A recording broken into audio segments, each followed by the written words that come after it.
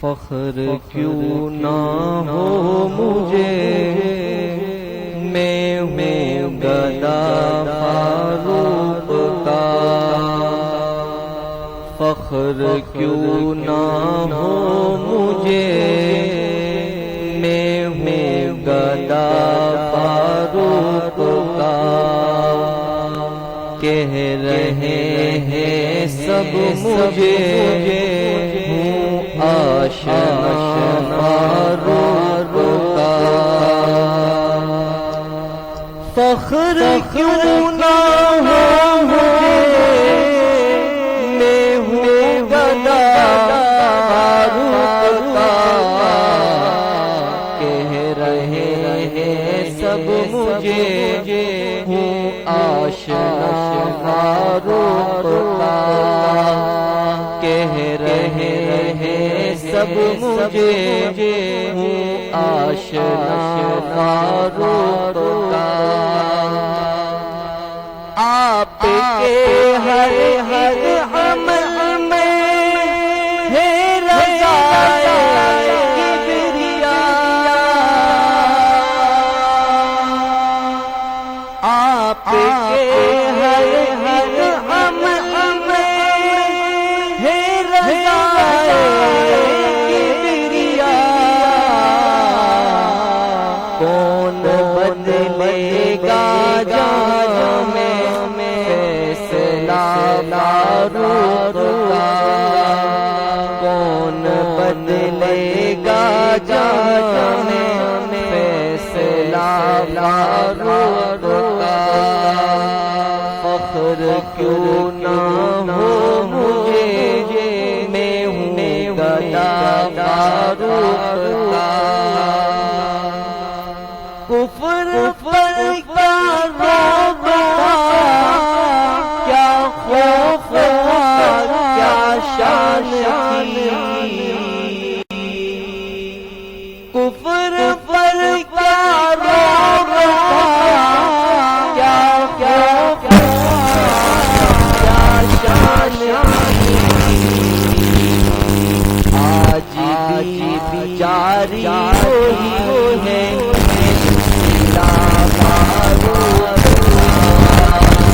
آج بھی جاری وہی ہے سلسلہ فاروق کا۔ فخر کیوں نہ ہو مجھے، میں ہوں گدا فاروق کا۔ مل گئی حکمت اسے، رفعت اسے، شفقت اسے۔ مل گئی حکمت اسے، رفعت اسے، شفقت اسے۔ جس نے بھی دل سے کیا ہے تذکرہ فاروق کا۔ جس نے بھی دل سے کیا ہے تذکرہ فاروق کا۔ فخر کیوں نہ ہو مجھے، میں ہوں گدا فاروق کا۔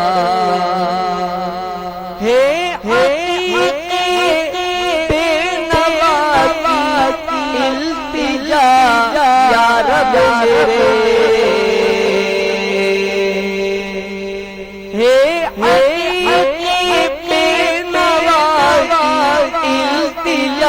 یا رب میرے، کام آئے میرے حشر میں بس واسطہ فاروق کا۔ کام آئے میرے حشر میں بس واسطہ فاروق کا۔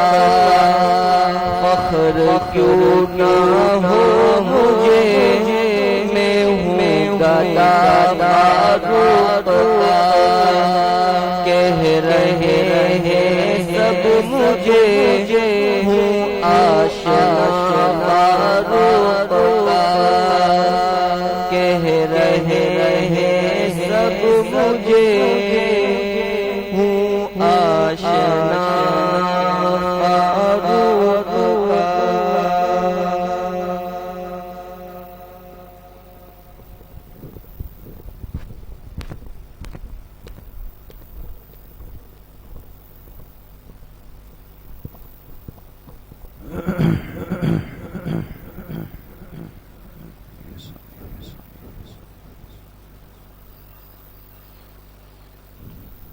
الله الرحمن الرحيم الحمد لله وكفى وسلام على عباده الذين اصطفى خصوصا على سيد الرسل وخاتم الأنبياء وعلى آله وأصحابه الأتقياء أما بعد فأعوذ بالله من الشيطان الرجيم بسم الله الرحمن الرحيم وكلا وعد الله الحسنى وقال رسول الله صلى الله عليه وسلم لو كان بعدي نبي لكان عمر صدق الله وصدق رسوله النبي الكريم يا رب صل وسلم دائما أبدا على حبيبك خير الخلق كلهم. تمام ساتھی ایک مرتبہ محبت و عقیدت سے درود شریف پڑھ لیں. اللهم صل على محمد وعلى آل محمد كما صليت على إبراهيم وعلى آل إبراهيم إنك حميد مجيد. اللهم بارك على محمد وعلى آل محمد كما باركت على إبراهيم وعلى آل إبراهيم إنك حميد مجيد. میرے انتہائی قابل قدر دوستوں، بھائیوں اور بزرگوں، الحمدللہ آج اس مبارک سلسلے کی تاریخ اسلام کی 21ویں مجلس میں ہم سب جمع ہیں. اللہ تعالیٰ آپ سب کے اس آنے کو، اس بیٹھنے کو، سننے اور سنانے کو اپنی بارگاہ عالیہ میں قبول فرمائے اور ہم سب حاضرین و حاضرات، سامعین و سامعات کے ظاہر و باطن کی اصلاح کا ذریعہ بنائیں. اس مبارک دین اسلام کی تاریخ ترتیب کے ساتھ آپ حضرات کے سامنے بیان ہو رہی ہے، اور اس وقت ہماری بات چل رہی ہے اسلامی تاریخ کے اس خوبصورت دور پہ جس دور کو دور خلافت راشدہ کہا جاتا ہے. خلافت راشدہ کا دور شروع ہوا جس دن جناب نبی کریم صلی اللہ علیہ وسلم دنیا سے پردہ فرما گئے، تشریف لے گئے. تو آپ کی ختم نبوت کی یہ برکت تھی کہ اس امت کو اللہ پاک نے ایک اور سلسلہ عطا فرمایا جس سلسلے کو سلسلہ خلافت کہا جاتا ہے. اور اس خلافت کا سب سے مثالی، سب سے خوبصورت، سب سے سنہرا اور سب سے بہترین دور وہ ہے جو خلافت راشدہ کہلاتا ہے. اور خلافت راشدہ کے منصب پر بیٹھنے والی سب سے پہلی شخصیت وہ کون سے صحابی ہے؟ حضرت ابوبکر صدیق رضی اللہ تعالی عنہ. ان کے خلافت کا عرصہ ظاہری طور پہ تو بہت کم تھا، کل مدت 2 سال 3 مہینے اور 10 دن. یہ خلیفہ اول کی خلافت کا کل عرصہ تھا.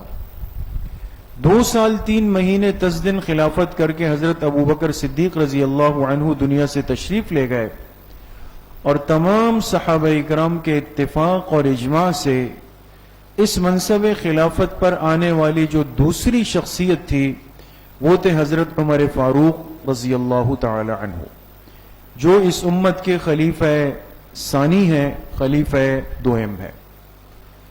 حضرت عمر رضی اللہ عنہ کا دور خلافت اس امت کے لیے بہت بڑی رحمت بن کر آیا، اور اللہ پاک نے آپ کو ایک طویل عرصہ اس منصب خلافت پر فائز کر کے رکھا. حضرت عمر رضی اللہ عنہ کے دور خلافت پر ہماری بات پچھلی 3 مجلسوں سے چل رہی ہے. آج کی مجلس میں بھی انشاءاللہ حضرت عمر رضی اللہ عنہ کے دور خلافت کے سلسلے کو بیان کیا جائے گا.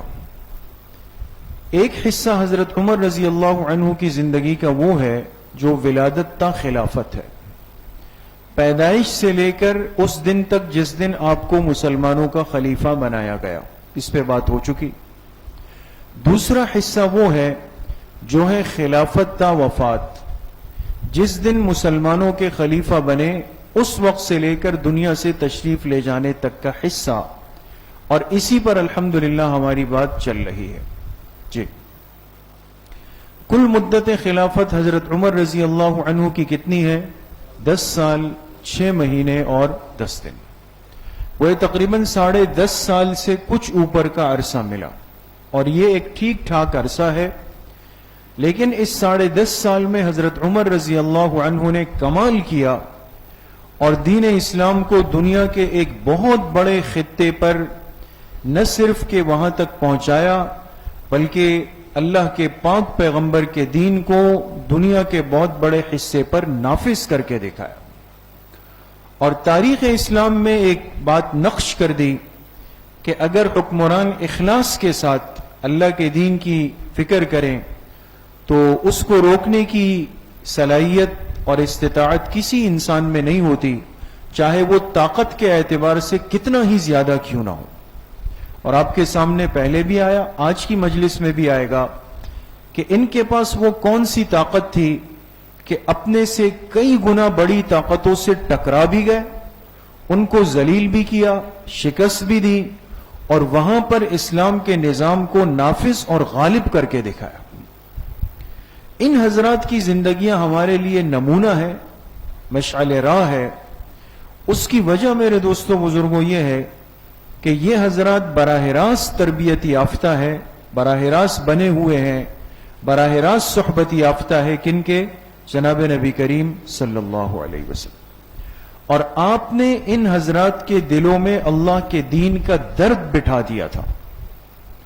اور یہ ایک نقطے کی بات یاد رکھیں، اصولی بات، جس مسلمان کے دل میں اللہ کے دین کا درد ہوگا اس کے دل میں دوسرے انسان کا بھی درد ہوگا، اور اس کے دل میں اپنے ملک اور ملت کا بھی درد ہوگا۔ یہ کبھی ذہن میں مت رکھیں کہ یہ حضرات اگر دین کے لیے استعمال ہوئے تو ان کے دل میں کسی انسان کا درد نہیں تھا، یا ان کے دلوں میں اس جگہ کا درد نہیں تھا جہاں یہ خود رہتے تھے، نہیں۔ اس لیے میرے عزیزوں دوستوں بزرگوں، آج ہم یہ جو گلہ کرتے ہیں کہ بھئی ہم اپنے ملک کے خیر خواہ نہیں ہیں، ہم گلہ کرتے ہیں کہ آج کا انسان انسان کے ساتھ ہمدردی نہیں کر رہا۔ اب یہ گلہ تو سب کو ہے۔ میرے دل میں اپنے مسلمان بھائی کا درد ختم ہو گیا، میرے دل میں اپنے ملک کی بھلائی اور بہتری کا درد ختم ہو گیا۔ اس لیے میں ملک کی چوری بھی کرتا ہوں، سرکاری خزانے کی چوری بھی کرتا ہوں، بجلی بھی چراتا ہوں، ٹیکس بھی چراتا ہوں۔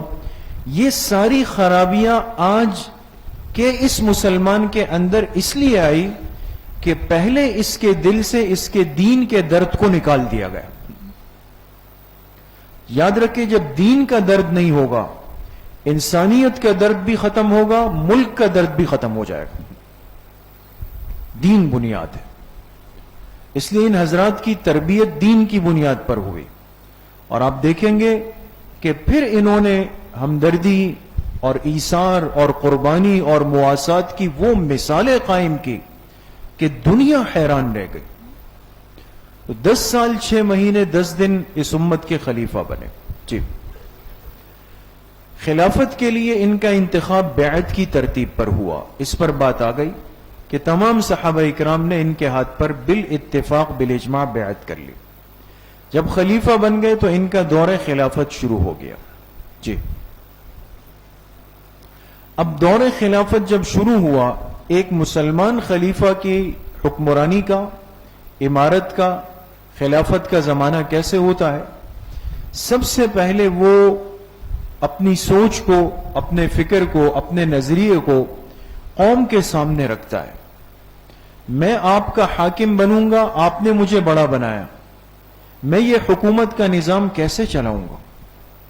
اس لیے تمام خلفاء نے خلافت کا منصب قبول کرنے کے بعد خطبہ دیا ہے، اور یہ خطبہ صرف کوئی لکھا ہوا، رٹا ہوا یا وہی گھٹے پسے کلمات نہیں ہوتے تھے، یہ ان کی زندگیوں کا ایک لاہ عمل اور منشور ہوا کرتا تھا۔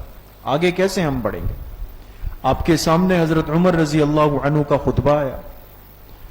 جب خلافت کا سلسلہ چلا، اب متوجہ ہوئے اپنے اصل کام کی طرف۔ حضور علیہ الصلوۃ والسلام جو دین دے کر گئے، جو ذمہ داری دے کر گئے، اس کو آگے لے کر جانا ہے، دنیا کے ہر انسان تک لا الہ الا اللہ محمد الرسول اللہ کے کلمے کو پہنچانا ہے۔ آپ کے دور کے جو کارنامے ہیں، کہ دین کو کس طریقے سے دنیا کے کونے کونے تک لے کر گئے. جی حضرت عمر رضی اللہ عنہ کے دور میں ہی دنیا کا یہ بہت بڑا خطہ فتح ہوا. عراق بھی، شام بھی، مصر بھی، افریقہ بھی. ہماری بات چل رہی ہے اس وقت فتوحات عراق پر، اور یہ حضرت عمر رضی اللہ عنہ کا ایک بہت بڑا تاریخی کارنامہ ہے کہ انہوں نے عراق کو فتح کیا.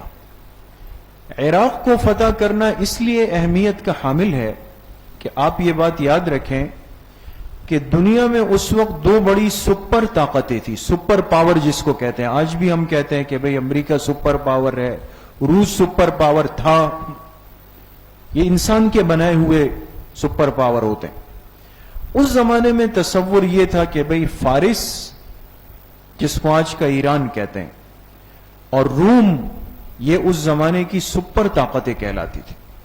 اور یہ کوئی سوچ نہیں سکتا تھا کہ ایک وقت آئے گا کہ ان سپر پاوروں کو کوئی گرا دے گا، ان کو زیر نگی کر لے گا.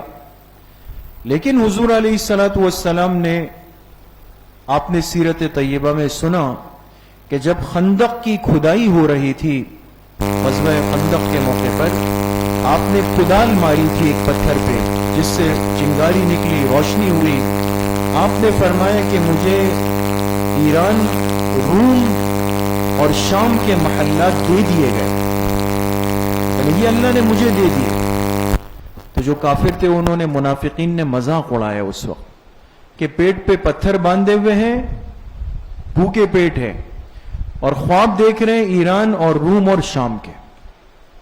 لیکن جو اللہ کے پاک پیغمبر کی پاکیزہ زبان سے نکلا ہے وہ 100% سچ اور حق ہوتا ہے، اس میں شک کی گنجائش نہیں. وہ ہونا تھا، اور یہ کارنامہ پورا ہوا حضرت عمر کے دور میں. عراق کی جو سلطنت ہے، آپ سمجھے یہی سلطنت فارس کی ہے. ایران، یہ سب علاقے اس کی ماتحتی میں آ رہے تھے. چنانچہ سب سے پہلے حضرت عمر رضی اللہ عنہ اس طرف متوجہ ہوئے. آپ کے سامنے پوری تفصیل آئی کہ انہوں نے 4 حضرات کو ترتیب کے ساتھ بھیجا تھا. حضرت خالد ابن ولید رضی اللہ عنہ کو شام بھیج دیا، یہ یہیں پر بیٹھ گئے. ان کو کہا تھا کہ آپ یہاں سے مت ہلے، جو ہدایات ملیں گی آپ اس پہ عمل کریں. حضرت خالد ابن ولید تو جا کے شام میں اپنی جماعت کے ساتھ یہاں پہ بیٹھ گئے. یہاں پر 3 جماعتیں یکے بعد دیگرے گئی، جس کی تفصیلات آپ حضرات کے سامنے آئی. ان میں سے 2 امیر، ایک امیر شہید ہو گئے، ابو عبید شہید ہو گئے، ہاتھی کے پیر کے نیچے کچل دیے گئے، اور مسنہ جو تھے ان کا انتقال ہو گیا. یہ بات پیچھے آ گئی. اس کے بعد مسلمانوں کے امیر جس صحابی کو بنایا گیا اس کا نام کیا تھا؟ حضرت سعد ابن ابی وقاص رضی اللہ عنہ. حضرت سعد ابن ابی وقاص رضی اللہ عنہ امیر بنے. اور ایک بات یہ بھی ہوئی تھی کہ جب ان کو بلایا گیا تو اس وقت ان کو ایک بیماری تھی. کون سی بیماری؟ عرق النسا کی بیماری. کہ یہ باتیں یاد رکھنی ہے دوستوں، ایسے نہیں چلیں گے آگے. عرق النسا کی جو رگ کی ایک تکلیف ہوتی ہے، پیچھے پیر میں چلتی ہے پوری، اس تکلیف میں مبتلا تھے. لیکن فیصلہ ہوا، امیر بن گئے. اور امیر بھی معمولی معرکے کے لیے نہیں، بہت بڑا معرکہ لڑنا ہے. ایران کی سپر پاور سے جا کے ٹکرانا ہے، جن کے پاس کم از کم فوج کی تعداد 2 لاکھ تھی. 2 لاکھ فوج. تو ایک بڑا تاریخی معرکہ جو ہوا وہ ہوا معرکہ قادسیہ کے نام سے. کس نام سے؟ معرکہ قادسیہ کے نام سے. اس پر پچھلی مجلس میں ہم نے بات شروع کی تھی. سن 14 ہجری میں قادسیہ کا معرکہ ہوا. یہ بڑی اہمیت کا حامل تھا، اس لیے کہ آپ کے سامنے بات آئی کہ خود حضرت عمر نے اس میں جانے کا ارادہ کیا تھا، امیر بن کے. امیر بن کے گئے، لیکن راستے میں بڑے صحابہ اکرام نے فرمایا نہیں، آپ واپس جائیں، کسی کو اپنی جگہ امیر بنا دیں. تو حضرت سعد ابن ابی وقاص امیر بن گئے. یہ لشکر روانہ ہو گیا اور اب یہ جا رہا ہے قادسیہ کی طرف، جہاں ایرانی لشکر سے ٹکراؤ ہونا ہے. وہاں پہنچ گئے. وہاں پہنچنے کے بعد آپ کے سامنے بات آئی کہ ایرانیوں نے اس وقت اپنا بادشاہ بنا دیا ایک نوجوان کو، جس کا نام کیا تھا؟ یزدگرد. کیا نام تھا؟ یزدگرد نام تھا، اس کو اپنا حکمران بادشاہ بنا لیا، اور حربی امور، فوجی نظام اور فوجی لشکر کا امیر بنایا ایک معروف پہلوان کو، جس کا نام کیا تھا؟ رستم نام تھا اس کا۔ یہ لشکر پہنچ گیا مسلمانوں کا قادسیہ کے مقام پر، لیکن حضرت عمر کی ہدایت تھی کہ ہمارا کام کسی کا خون بہانا نہیں ہے کہ ہم جا کے فوراً تلوار چلانا شروع کر دیں گے۔ اصل تو دین کی کلمے کی دعوت ہے، ہم اپنا مقصد جا کے پہلے پیش کریں گے۔ اس کے لیے اگر وہ آپ سے سفارت مانگے کہ بھئی اپنے سمجھدار لوگ بھیجیں، ہم بات چیت کریں، جو ایک مہذب دنیا کا طریقہ ہوتا ہے سفارت کرنے کا، پہلے آپ سفیر بھیجیں، آپ بات کریں، بات بن جائے، ہمیں کیا ضرورت ہے کسی پر تلوار اٹھانے کی، ہم واپس آ جائیں گے۔ ہاں اگر نہ وہ بات مانے، نہ جزیہ قبول کرے، لڑنے ہی پر آمادہ ہو، تو پھر تلوار ہی آخری حل ہے۔ تو سفارت کے لیے پہلے پیش ہو گئے کس کے سامنے؟ یزدگرد کے سامنے۔ پچھلی مجلس میں بات آئی کہ دو صحابہ ترتیب کے ساتھ گئے اور دونوں نے یزدگرد کے سامنے کھڑے ہو کر بڑی جرأت سے بات کی، لیکن یزدگرد کو بہت غصہ آیا اور اس نے کہا تم ننگے بھوکے لوگ ہو جو مردار کے چمڑوں پہ آج تک گزارا کرتے تھے، آج میرے دربار میں مجھ سے بات کر رہے ہو؟ تو یزدگرد نے مٹی کا ایک ٹوکرا بھر کر ان کے سر پہ رکھا، آپ کو یاد ہوگا یہ۔ تو انہوں نے کہا کہ تم نے اپنی زمین تو خود ہمیں حوالہ کر دی، اب تو اللہ تمہیں ضرور شکست دیں گے۔ یہاں تک پچھلی مجلس میں ہماری بات ہو چکی تھی کہ یزدگرد کے پاس جانے والے دونوں صحابہ اکرام سفیر بن کر گئے، اس کو سمجھایا بھی، لیکن اس نے بجائے بات کو سننے کے، قبول کرنے کے، ان کی اہانت کی کوشش کی اور مٹی کا ٹوکرا ان کے سر پہ ڈال دیا تاکہ میں ان کو ذلیل کر سکوں۔ یہ حضرات واپس آئے، اپنے امیر حضرت سعد ابن ابی وقاص کو اطلاع دی کہ ہمارے مذاکرات ناکام ہو گئے ہیں اور یزدگرد سوائے لڑائی اور تلوار کے اور کسی بات پہ تیار نہیں۔ انہوں نے کہا ٹھیک ہے، اب معرکہ شروع ہو جائے گا۔ جی اب یہ دیکھیں، یہ ہے سابات، یہ جو دائرہ بنا ہوا ہے نا، یہ کیا لکھا ہوا ہے دوستوں؟ سابات۔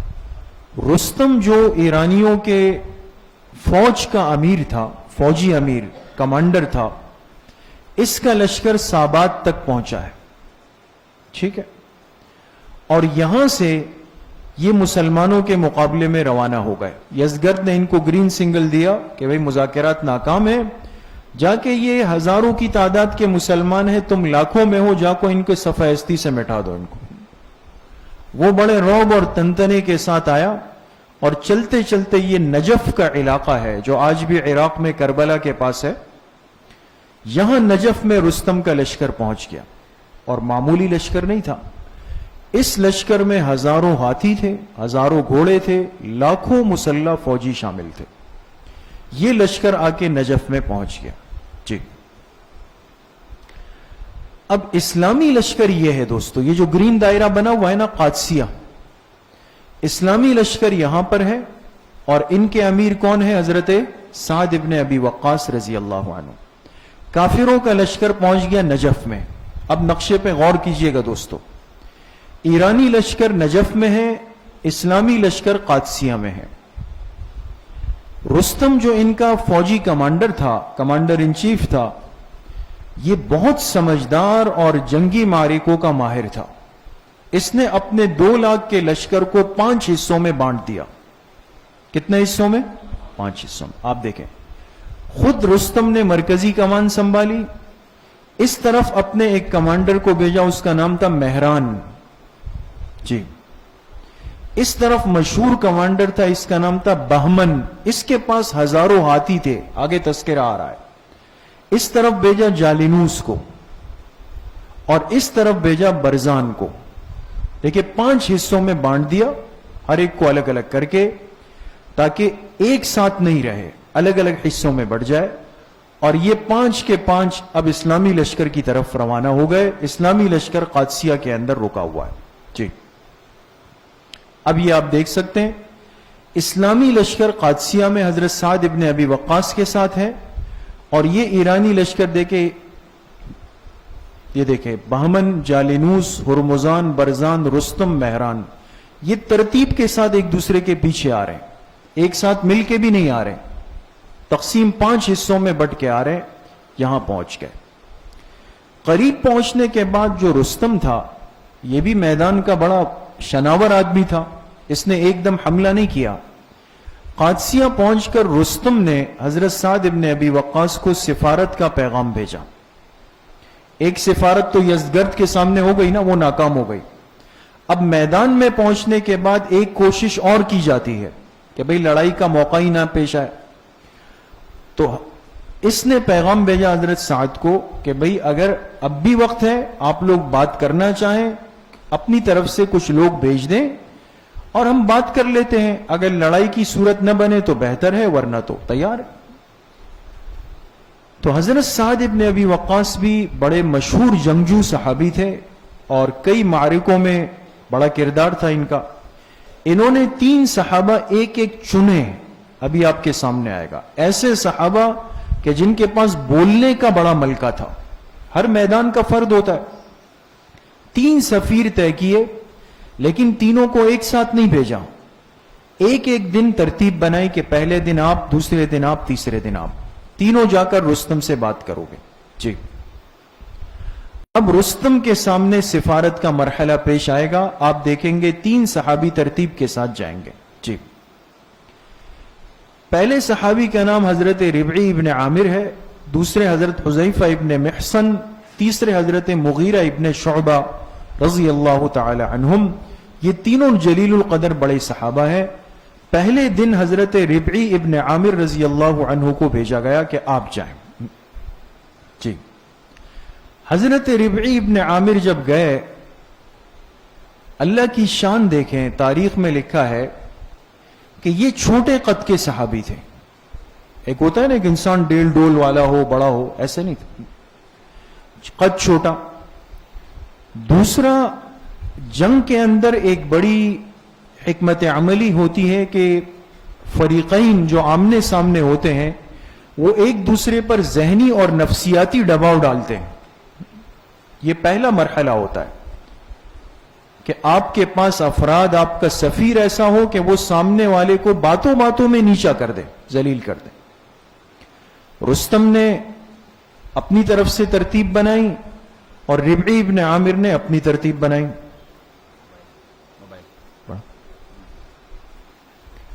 یہ چھوٹے قد کے صحابی ہیں۔ جب جانے لگے تو کیا کیا، ایک خچر پہ بیٹھ گئے۔ یہ بڑی دلچسپ بات ہے دوستو، خچر جانتے ہیں نا، خچر پہ بیٹھ گئے اور ہاتھ میں اپنا نیزہ پکڑا۔ اچھا، نیزہ جو ہوتا ہے اس کی ایک طرف نوک ہوتی ہے اور ایک طرف سے یہ صاف ہوتا ہے، تو وہ نیزے نوک والا حصہ نیچے کی طرف کیا، خچر پہ بیٹھ گئے، چھوٹے صحابی قد کے، اور رستم کے دربار میں گئے۔ جب دروازے سے اندر ہوئے تو دوسری طرف رستم نے کیا تیاری کی، اس نے کہا کہ بھئی مدینہ منورہ سے حضرت عمر کا لشکر آیا ہے، ان پر دباؤ ڈالنا ہے، تو کفر کی تو ساری سوچ اور زور مال پر ہے۔ اس نے بہت بڑا تخت بچھایا ہوا اور نیچے دور تک قالین بچھائے ہوئے، منقش و مزین، بڑا خیمہ لگایا ہوا اور اس کو معطر کیا ہوا کہ آنے والا جب دیکھے تو اس پہ اثر ہو جائے۔ اب رستم نے یہ تیاری کی کہ شاید میرا دباؤ پڑ جائے، لیکن یہ حضرات معمولی لوگ تو نہیں تھے نا دوستو، حضور علیہ السلام کے بنائے ہوئے لوگ تھے۔ یہ جب داخل ہوئے تو خچر سے نہیں اترے، اسی خچر پہ بیٹھے بیٹھے رستم کے بچھائے ہوئے قالینوں پہ اپنے خچر کے ساتھ جا رہے۔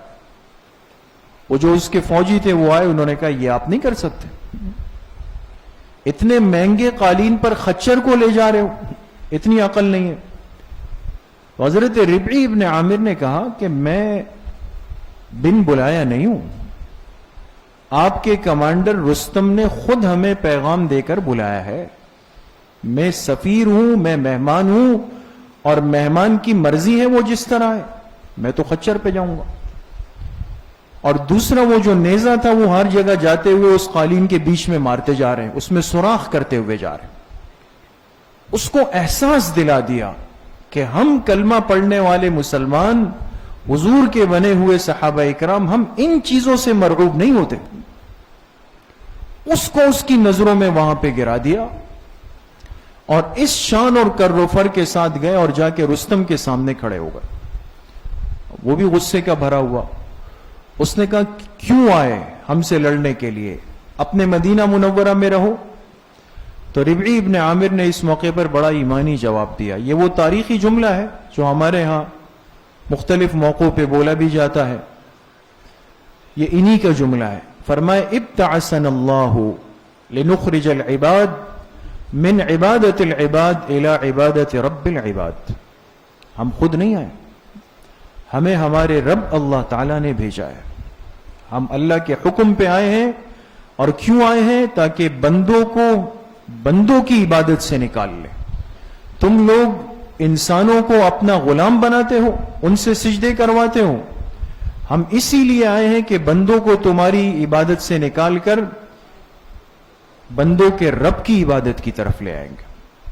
من ضیق الدنیا الی سعۃ الآخرہ. اور ہم بندوں کو دنیا کی تنگی سے آخرت کی وسعت کی طرف لے جانا چاہتے ہیں. ومن جور الادیان الی عدل الاسلام. اور تمہارے ان بنائے ہوئے ظالمانہ طور طریقوں سے اسلام کے عادلانہ نظام میں لانا چاہتے ہیں. ہمارے پاس یہ نظریہ ہے جی. اور آگے پھر اس نے تاریخی کلمات کے حضرت ربعی ابن عامر نے، جس کا ترجمہ یہ ہے ہم اللہ تعالیٰ کے بندوں کو دنیا کی تنگی سے دار آخرت کی وسعت میں لانا، ظلم اور مذاہب باطلہ کی جگہ عدل اور اسلام کی اشاعت کرنا چاہتے ہیں. جو شخص عدل و اسلام پر قائم ہو جائے گا ہم اس سے اور اس کے ملک و اموال سے معترض نہیں ہوں گے. ہمیں کوئی ضرورت نہیں کسی زمین پر قبضہ کرنے کی. جو شخص ہمارے راستے میں حائل ہوگا ہم اس سے لڑیں گے یہاں تک کہ جنت پہنچ جائیں گے یا فتح مند ہوں گے. اگر تم جزیہ دینا منظور کرو گے، جزیہ ٹیکس، جزیہ دینا منظور کرو گے ہم اس کو قبول کر لیں گے اور تم سے معترض نہیں ہوں گے. اور جب کبھی تم کو ہماری ضرورت ہوگی تو ہم تمہاری مدد کو حاضر ہوں گے. اسلامی جو نظام جزیہ ہے نا، ٹیکس، وہ یہ نہیں ہے کہ صرف ٹیکس بھرنا ہے، آپ نے بھرنا ہے، ہر چیز کا ٹیکس بھرنا ہے. باقی یہ کہ آپ کو کیا فیسلٹیز ملتی ہے یہ تو اللہ پاک جانتے ہیں. شاید سب آخرت کے لیے ذخیرہ ہو رہے. لیکن اسلامی نظام میں کیا تھا کہ تم نے اگر ہمیں ٹیکس دیا تو جب ضرورت ہوگی ہم تمہاری مدد کو موجود ہوں گے اور تمہارے جان و مال کی حفاظت کریں گے. جی. یہ باتیں سن کر رستم نے سوال کیا کہ بھئی اتنے چھوٹے قد کا آدمی اور خچر پہ بیٹھا ہوا ایک چھوٹا سا نیزہ، تو لگتا ہے ایسا یہ کوئی خاص آدمی ہے ان کا. کہا کیا مسلمانوں کے سردار تم ہو؟ ان سے پوچھا حضرت ربعی سے. حضرت ربعی نے جواب دیا کہ نہیں، میں تو ایک معمولی سپاہی ہوں اپنے لشکر کا، لیکن ہم میں سے ہر ایک شخص خواہ ادنا ہو اعلیٰ کی طرف سے اجازت دے سکتا ہے. ہر متنفس یعنی سانس لینے والا ہر معاملے میں پورا اختیار رکھتا ہے. ہم بولنے میں نہیں جھجکتے، ڈرتے نہیں کسی سے.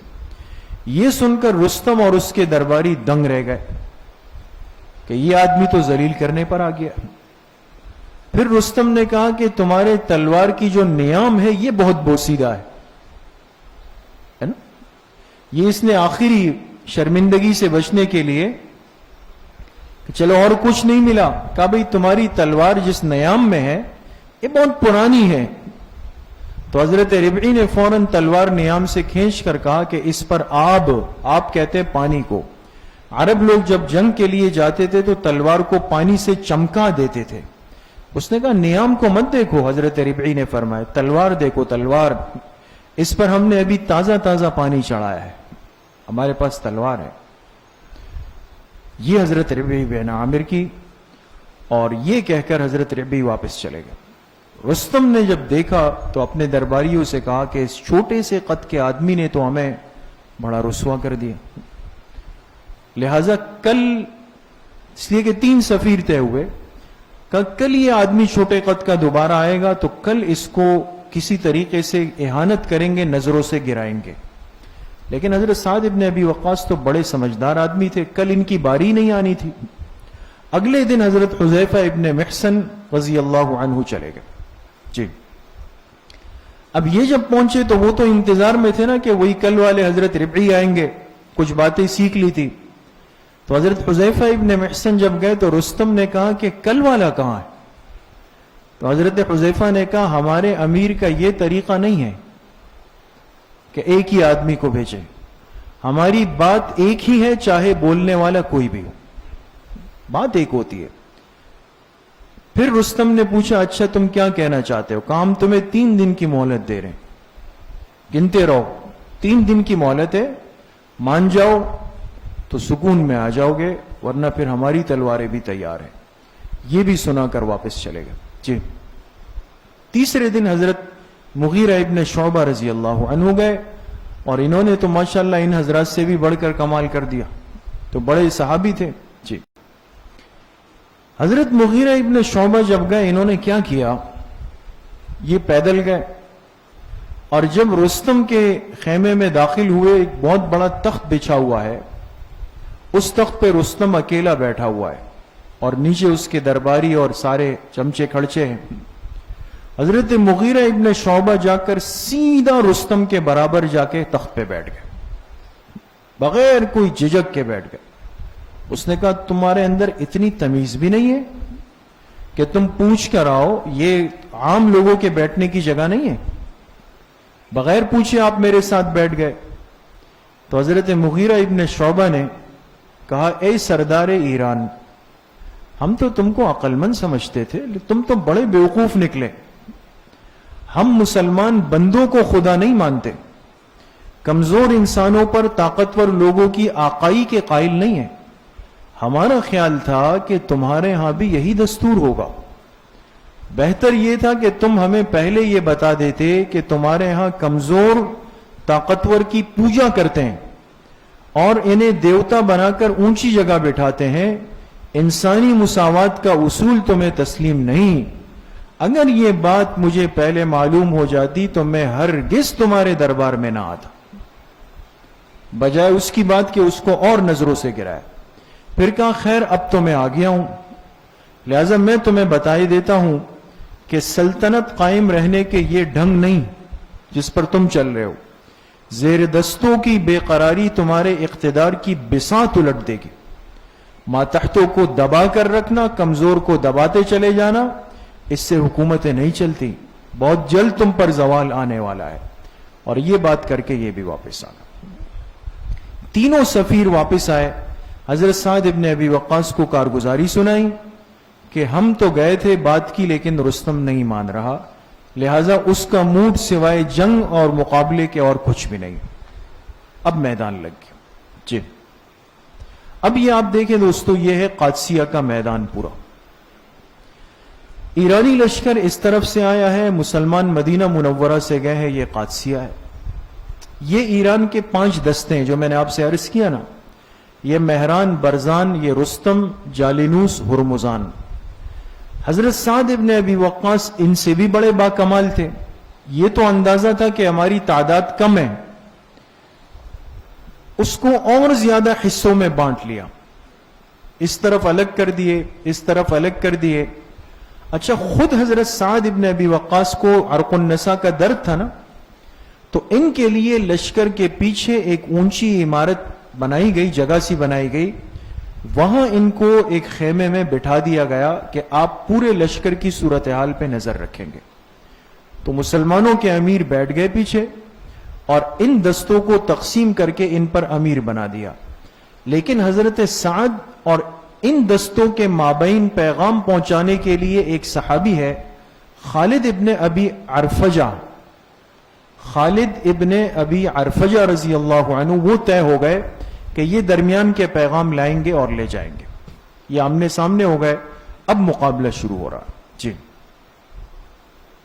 اب معرکہ قادسیہ گرم ہوا. جی. ایرانیوں کی تعداد کتنی ہے دوستو؟ 2 لاکھ. مسلمانوں کی تعداد 32,800، یعنی ان کا آدھا بھی نہیں، ان کا چوتھائی بھی نہیں، اس سے بھی کم. 32,800 مسلمان اور مقابلے میں 2 لاکھ ایرانی، ہزاروں گھوڑے، ہزاروں ہاتھی، ہزاروں مسلح سپاہی. ظاہری اسباب کے درجے میں دیکھا جائے جوڑ ہی نہیں ہے. لیکن ایمانی طاقت ہے.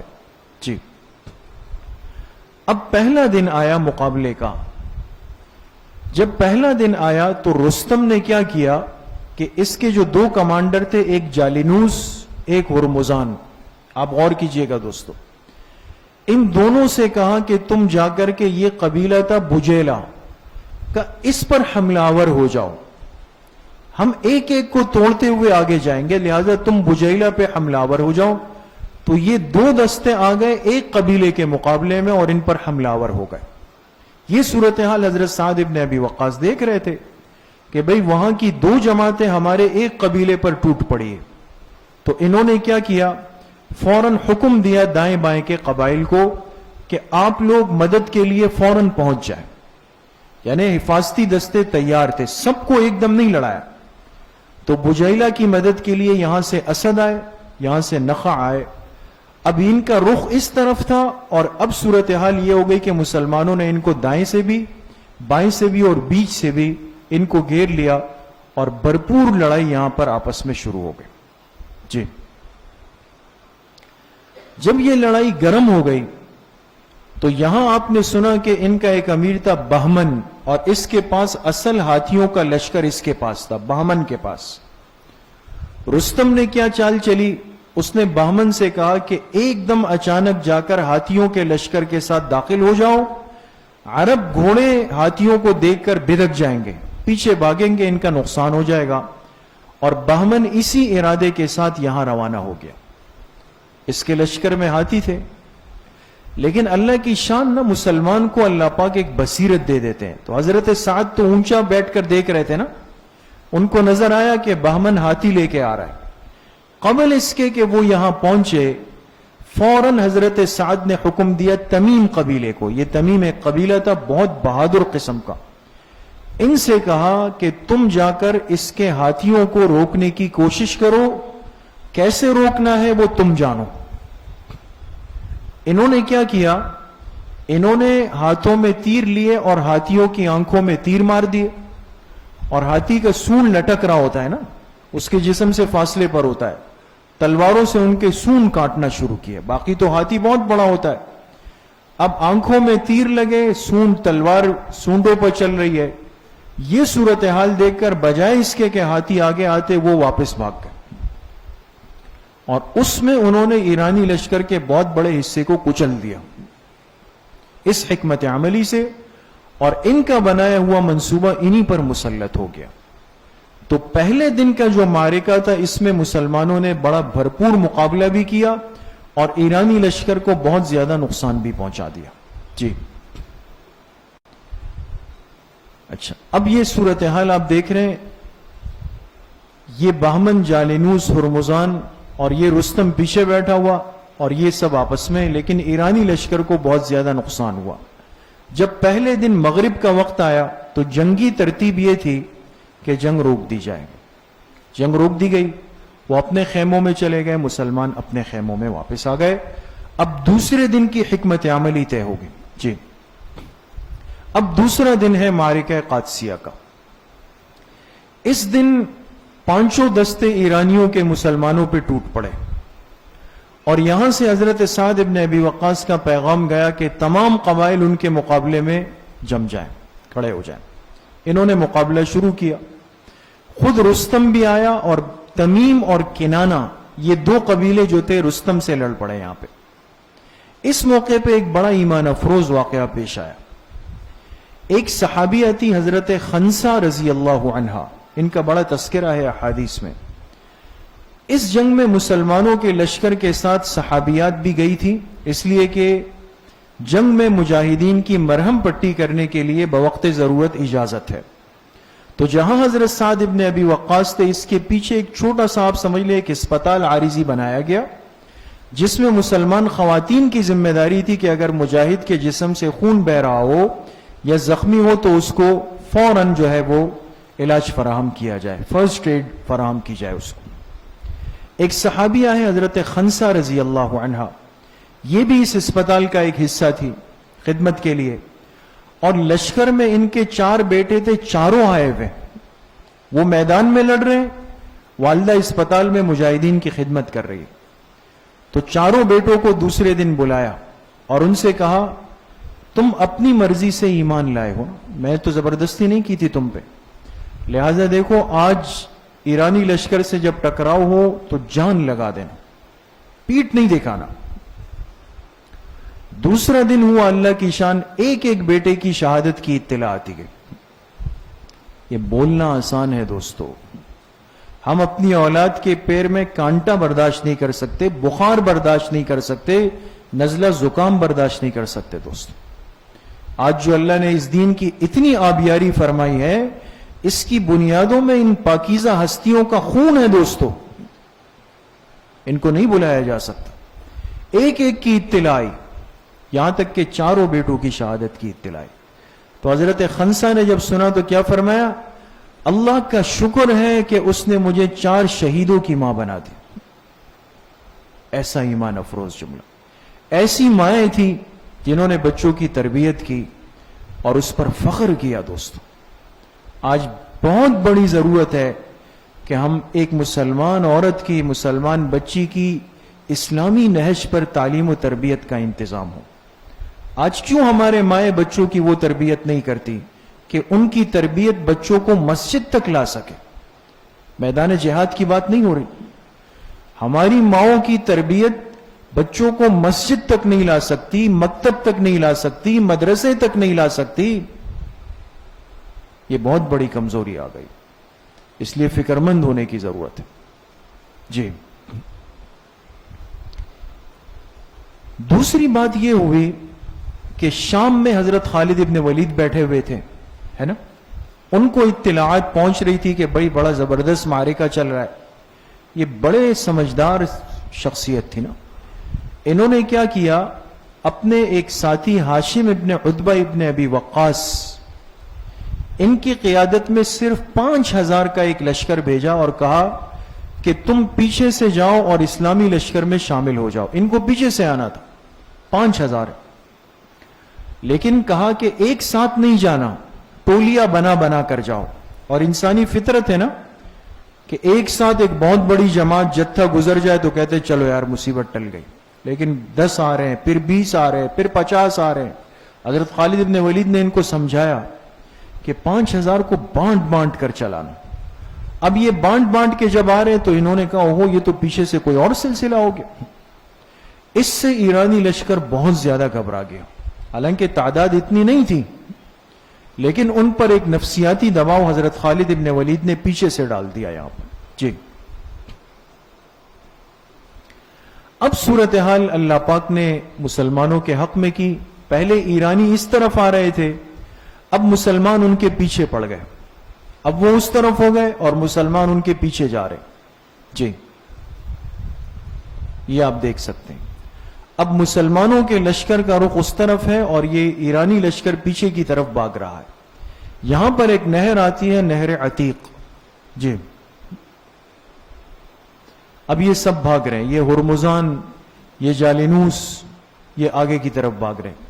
اسلامی لشکر نے مل کر اس کا پیچھا شروع کیا۔ یہ جو جالینوس تھا یہ اتنا گھبرایا ہوا تھا کہ یہ چلتے چلتے اس نہر عتیق کے اندر گر گیا، اس بھاگ دوڑ کے اندر، اور اسی میں بہ کر ڈوب کے غرق ہو کے چلا گیا۔ تو اس کے ساتھ جو جماعت تھی ان کی ہمت پست ہو گئی، باقی آگے کی طرف بھاگ رہے ہیں اور رستم بھی بھاگ رہا ہے۔ جی جی، اب رستم بھاگتے بھاگتے ایک جگہ پر ایک مسلمان مجاہد کے ہاتھ میں آ گیا اور اس نے رستم کو پکڑ کر وہیں پہ قتل کر دیا، اور قتل کرنے کے بعد کہا ایرانیوں تمہارا امیر میں نے مار دیا۔ اور یہ انسان ذہنی اور نفسیاتی طور پر جب اس کو کہا جائے کہ تمہارے امیر چلے گئے، بڑے چلے گئے، تو انسان ویسے ہی ڈھیلا ہو جاتا۔ انہوں نے جب اعلان کیا تو ان کی رہی صحیح کسر بھی ختم ہو گئی، ختم۔ اب مسلمان قادسیہ سے یہاں پر تھے جو معرکہ ہوا، اور یہاں سے ایرانیوں کا پیچھا کرتے کرتے کرتے نجف تک آ گئے، جہاں آپ نے سنا کہ رستم نے ایک وقت دربار لگایا تھا اور 3 سفارتکار اس کے پاس پہنچے تھے۔ یہاں تک پہنچ گئے اور ایرانیوں کے 2 لاکھ لشکر کو عبرتناک شکست دے دی یہاں پر۔ جی جی، اب یہ معاملات ہوئے, اللہ پاک نے اسلام کو غلبہ دیا. امیر المومنین حضرت عمر رضی اللہ عنہ مدینہ منورہ میں بڑی شدت سے منتظر ہیں. فاصلہ اتنا ہے کوئی اطلاع نہیں آئی. اب پریشان ہے کہ کیا ہوگا. تو روز کیا کرتے تھے, امیر المومنین ہیں لیکن اپنے گھوڑے پر بیٹھ کر روز قادسیہ کے جنگ کے فیصلے کا انتظار کرتے. مدینہ کی سرحد تک آتے تھے اور دیکھتے تھے کوئی آ رہا ہے جا رہا ہے, کیا ہے, کوئی نظر نہیں. ایک دن اللہ کی شان ایک سوار دیکھا, دور سے ایک گھڑ سوار آ رہا ہے, اور یہ گھڑ سوار قادسیہ کے میدان کو دیکھ کر آیا تھا, شریک نہیں تھا اس میں, دیکھ کر آیا. اور یہ حضرت عمر کو پہچانتا بھی نہیں تھا کہ یہ امیر المومنین ہے, اپنے کسی کام سے آیا. حضرت عمر نے اس سے پوچھا کہ بھئی بتاؤ کیا ہوا. اس نے تو نہیں پہچانا کہ یہ امیر المومنین ہے. اس وقت حضرت عمر پیدل تھے, یہ شخص گھوڑے پر ہے. اس نے پوری کہانی سنانا شروع کر دی. بعض لوگ ہوتے ہیں نا, باتیں لمبی کرتے ہیں, 1 منٹ کی بات 10 منٹ میں کرتے ہیں. یہ بھی اسی قسم کا تھا. اس نے کہا یہ ہوا, وہ ہوا, فلاں ہوا. حضرت عمر اس کے پیچھے پیچھے دوڑ رہے ہیں. امیر المومنین پیدل ہے, آدمی گھوڑے پر ہے. چلتے چلتے مدینہ کے شہر میں داخل ہو گئے. جب لوگوں نے دیکھا, لوگوں نے کہا امیر المومنین آپ دوڑ رہے ہیں. اس شخص نے جب سنا کہ بھئی یہ امیر المومنین ہے تو اس کے تو ہاتھ پیر پھول گئے. فوراً اترا اور کہا کہ میں معافی چاہتا ہوں. حضرت عمر نے فرمایا چھوڑو, یہ بتاؤ کہ قادسیہ میں ہوا کیا ہے. تو پھر اس نے بتایا کہ مسلمان غالب آ گئے, ایرانیوں کو شکست ہو گئی. حضرت عمر رضی اللہ عنہ نے جب سنا تو فرمایا الحمدللہ, اللہ پاک کا شکر ادا کر دیا کہ جس مقصد کے لیے بھیجا تھا اس مقصد میں میرے ساتھی کامیاب ہو گئے. یہ قادسیہ کا تاریخی معرکہ تھا جس میں اللہ پاک نے ان ہزاروں کی تعداد کے ایمان سے بھرے ہوئے لوگوں کو 2 لاکھ کے لشکر پہ غلبہ دے دیا. جی, اب جو باقی معرکے ہیں حضرت عمر رضی اللہ عنہ کے دور کے خدمات ہیں, وہ انشاءاللہ آئندہ مجلس میں. اللہ پاک مجھے بھی آپ سب کو صحیح عمل کی توفیق نصیب فرمائے. وآخر دعوانا ان الحمدللہ رب العالمین. الحمدللہ رب العالمین والصلاة والسلام علی سید الانبیاء والمرسلین سیدنا